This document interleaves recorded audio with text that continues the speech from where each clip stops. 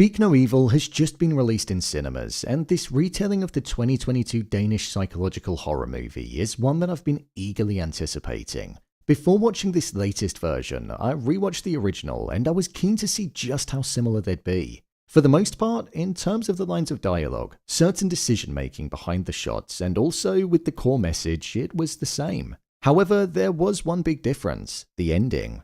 The ending of this movie was a lot tamer, which is weird to say considering what happened to Paddy. With key themes focused on the consequences of not being honest, biting your tongue, and simply being overly polite. Let's delve into this movie and break down all that there was to take away from it. Here is a breakdown of Speak No Evil.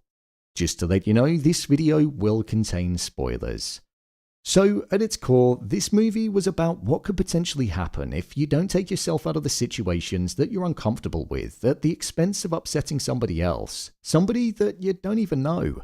When looking at the beginning of the movie, we saw that Ben and Paddy's first encounter was almost like a test that Paddy put upon him. This was the hunt, luring the fish on the hook, as Paddy said. Paddy asked for a sun lounger, and even though it had Agnes's teddy and book on, Ben willingly gave it up, meaning that his daughter went without a chair so a complete stranger could have one.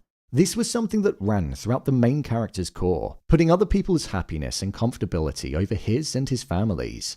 He didn't like confrontation unless it was with his family. He wasn't honest, and he didn't vocalize how uncomfortable he was unless it was with his wife. He saw that Paddy had a beer, and he even wanted a beer in the beginning and didn't get one because Louise mentioned that it was a little early for one, showing that he couldn't even really make his own decisions in that moment. This family were people pleasers. Even though Louise was a bit more honest than Ben and actually stood up to Paddy on several occasions, she still cared what others thought as well. For example, during the beginning, she told her daughter to keep her voice down because there were others around, and she even said to Agnes when she felt uncomfortable that it was okay to think certain things, but you shouldn't say them out loud.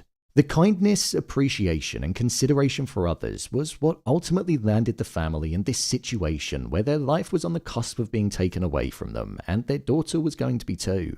Paddy and Kira's tests were embedded throughout the whole movie. From making Louise eat meat and knowing full well that she was a vegetarian, making Ben pay for the expensive bill that they racked up during dinner, making Louise leave her daughter with a complete stranger where anything could have happened, and also guilt-tripping them into staying after they fled due to feeling uncomfortable. Paddy and Kira knew that they could manipulate Ben and Louise into staying by mentioning that they had a daughter that died. Even when Paddy and Kira's true form started to reveal itself, they couldn't bring themselves to leave. Take the ending, for example. Louise and Ben both found out that Paddy and Kira were these serial killers that would befriend a couple on holiday, kill them, take their child, raise it like it was their own, and then move on to the next family when they got bored of them.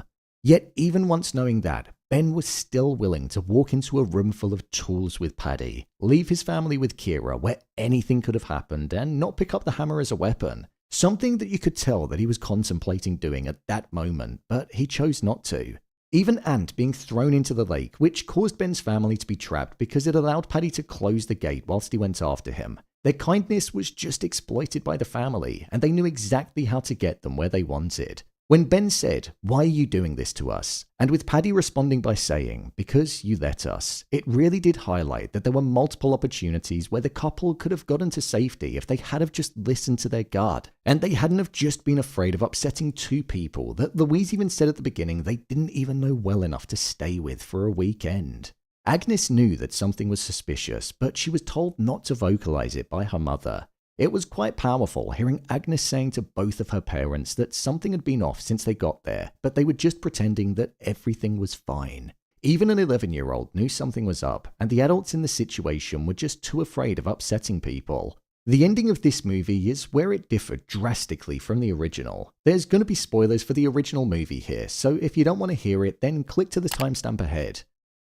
Rather than the couple that were kind facing their death and being stoned in a brutal, horrific fashion in the original, this one was different because the couple actually survived, and it was the evil couple that met their demise. With Paddy being bludgeoned with a stone by Ant, something which felt like a homage to the original movie's ending, I kind of feel like the couple surviving makes the ending lose its potency slightly. The couple die because they were too kind for their own good and they were too afraid of upsetting a couple of strangers, not fighting back once because even when they wanted to, it was too late. Whereas in this, there was a fight back and they did actually go against their core beliefs. Yes, they managed to survive, and it kind of felt like the message was more focused on how they changed after they realized that they needed to be honest and had to fight back. But I don't think that's as powerful as a message. The cyclical nature of this evil couple exploiting kindness and using it as a weakness in somebody was sinister in the original, and it was sinister in this. But they ultimately met their demise at the hands of two people that couldn't even say no to eating meat when one was a vegetarian. So for me, it did lose some of that shock factor and the powerful nature that the original had. The final thing that we saw was both Ben and Louise driving off in the car, not knowing if they'd even be together anymore, especially after what Louise said earlier on, where she didn't know if they could make it work. And we also saw Agnes handing over her stuffed bunny to Ant, showing that she'd grown up on this trip, exactly like what her father said she might do, although it happened in a way that he wouldn't have expected. And finally, we had Ant, who was holding the bunny whilst in tears, reflecting on what he'd done. At its core, this movie is about kindness being used as a weapon, and how as a society we can often hold back in what we truly want to say in order to keep people happy and avoid conflict. As Paddy said, everybody talks but nobody's honest with each other. Biting your tongue may keep others happy, but it's often the most uncomfortable part. This 2-hour feature shows us just how deadly biting your tongue can actually be, and the situation that it can land you in if you're never honest. I know it's extreme, but you never know. My review of the movie. I thought this was a good film. I thought the retelling was done in an original fashion, but it still stayed true to what we saw 2 years ago. There were stylistic shots that were pretty much exactly the same, which is something that I respected. The score was haunting to listen to, and it knew exactly when to switch on after moments of awkward silence. Plus, the performances were really strong too. The scene where Ben and Paddy were in the open field, looking at how there was nothing surrounding them, was a moment that I thought we'd come back to at the end. In the original, it's such an important scene, but in this movie, it held no significance whatsoever, so it felt like it was mindlessly included and copied over.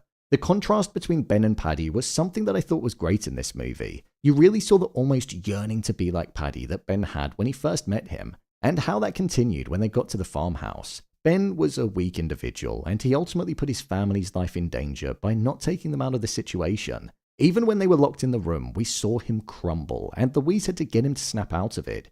If it weren't for Louise, then he would have been killed by Mike with the glass. One place where I think this movie went wrong was with the casting of Agnes. She was a great actress, don't get me wrong, but I feel like the character shouldn't have been almost 12 years old. She should have been about 8. It just didn't really make sense that she was dependent on this bunny at that age. Her dad also hated the bunny, so it didn't really make sense as to why he went back to the farmhouse when they were fearful of what was going on.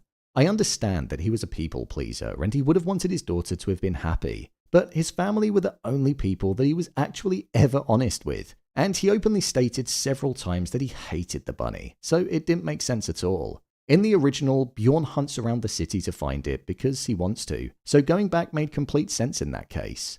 James McAvoy absolutely stole this movie with his haunting smile and the false persona that he was giving off. Over the 2-hour runtime, his character changes drastically, and we witness it in front of our very eyes. By the end of the movie, he's somebody completely different, and it was so impressive to watch. There were actually some jump scares that were in this film, which I thought made for an interesting experience. It added another layer to the horror, and it didn't just leave it in the psychological space. Overall, I'd say this film is definitely worth a watch. The serial killer couple have great chemistry, and you find yourself constantly wanting Ben and Louise to just say what they're truly feeling, rather than being backed into a corner and being tested. Whilst the ending isn't as good as the original, if you've not seen it, then this one is still satisfying. It just doesn't have as much weight behind it. So, there you have it, a breakdown of Speak No Evil.